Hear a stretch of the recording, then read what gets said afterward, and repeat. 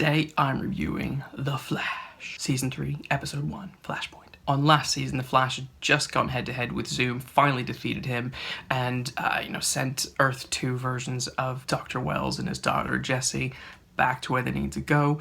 However, in the aftermath of defeating Zoom, Barry's dad was killed.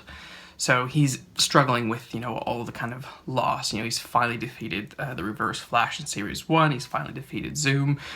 He feels a bit kind of stupid because both times he was tricked by a speedster who pretended to be his friend and then used that to manipulate him.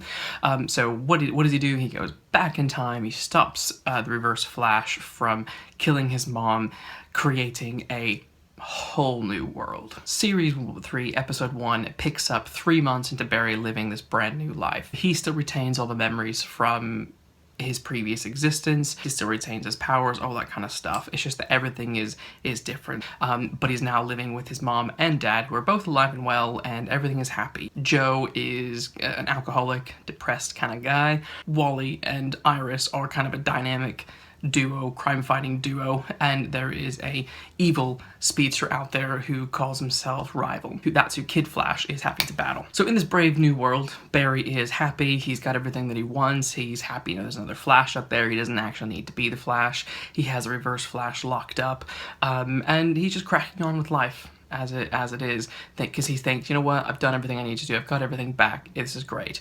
But obviously, the ripple effect is that some of his friends are not living the same life that they had previously, so he's seeing that impact. At the beginning, he's kind of fine with that. He doesn't really feel that there's any sort of big enough repercussions for him to warrant going back in time. However, the Reverse Flash eventually tells him, eventually, you will start to lose all of your memories, everything that you had believed and had known to be your existence will eventually fade away, and this reality will lock in place. And then he says, at one point you'll beg me to go back and kill your mom, and the Flash is like, oh, screw you. He's like, fine, whatever, that's not gonna happen, so we're fine. That is until a life-threatening incident happens to Wally in a fight between Wally and Barry version of the Flash against the Rival. In the course of the episode, Barry does admit his identity and his time-traveling self to Iris and to Wally.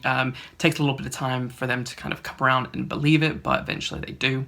And when Wally is hurt, then Barry decides, look, I can't have Wally die just because I changed time. So he kind of struggles with that torment. So he goes and says an emotional goodbye to his parents, and then him and Iris go and release the Reverse Flash so that the Flash and the Reverse Flash can travel back in time, allow the Reverse Flash to kill Nora Allen, and then restore time to how it should be. When Barry gets back to the present, things are more or less the same. All of his memories that have been erased kind of start falling back into place, but when he sees Wally and gives him a hug, and sees Joe, gives him a hug, and he's like, oh, where's Iris?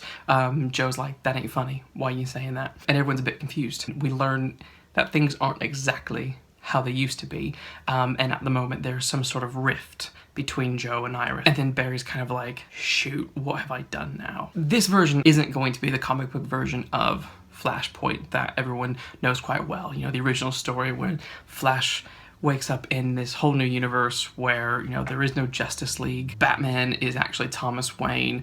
Wonder Woman is at war with Aquaman, and it's a mental world. We obviously aren't going to see that. This is their version of Flashpoint, and it looks like it's going to have a pretty big knock-on effect for the rest of the season. I don't know yet if the rest of the season is going to be set in this new timeline where things aren't right with Joe and with Iris, or if he's going to have to go back in time again and do something to correct everything. I thought overall it was a pretty fun episode. I think The Flash is been one of my favorite kind of superhero shows in a really long time. We know that in this new timeline, the Rival is being summoned by this mysterious other villain who scratches into a mirror alchemy. That's where everything ends, so you're kind of like, ooh, okay, so, this Rival guy's now going to show up in the current universe, and then there's also going to be, who is this strange person that is summoning him? So there's a lot of questions that are opening up, a lot of like, ooh, what's going to happen next kind of stuff. I think overall, like I said, it was a fun episode. It was quite enjoyable. I was surprised that they closed the chapter on